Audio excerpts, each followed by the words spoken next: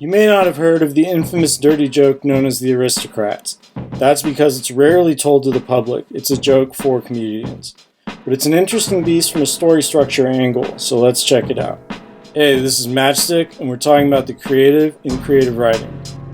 The Aristocrats, like most one-sided jokes, consists of three parts: the framing, the telling, and the punchline. The framing is something like, a guy comes back from work and opens his door, while the telling is something like, a girl approaches and says, "Can I get a light?" And we all know what a punchline is. The Aristocrats tends to go like this. You start with a man going to a talent agent in the hopes of getting a show booked, which is the setup. In the second part of the joke, he pitches his family's act, which is the filthiest, most disgusting, least politically correct thing a joke teller can think up, almost always involving sex, bodily fluids, and incest. At the end of the pitch, the talent agent says, "What do you call your act?" And the man says, "The Aristocrats." I'm not going to go into any actual tellings of the joke. Instead, I'm going to link to a documentary about it titled The Aristocrats, which is a good watch. Anyway, most jokes obviously rely on the punchline. This one does not. The point of it is making up the act, and going so far over the line while talking about it that the tell itself becomes the joke. An obvious comparison would be a musical solo, where you might give 32 bars to a saxophonist or bassist in a jazz song, or a few minutes to a drummer in a live rock show.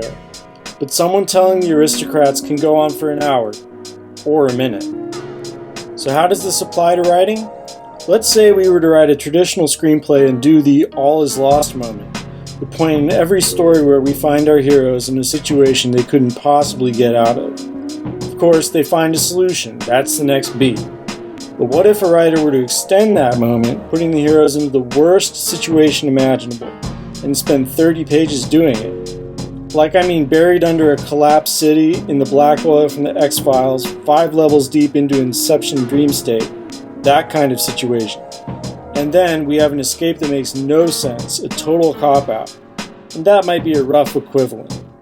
In this exercise, it's all about going big. In our case, making things as bad for the character as you can while still leaving them alive. Maybe not? In that case, it's not about the resolution, the cop-out. It's about being as creative as you can with one aspect of an otherwise by-the-numbers story. The unusual structure of the Aristocrats is pretty damn cool, and could easily inspire some great writing exercises, if not mainstream fiction. It might not translate well for non-writers, in the same way that the Aristocrats might not be funny to those not in on the joke.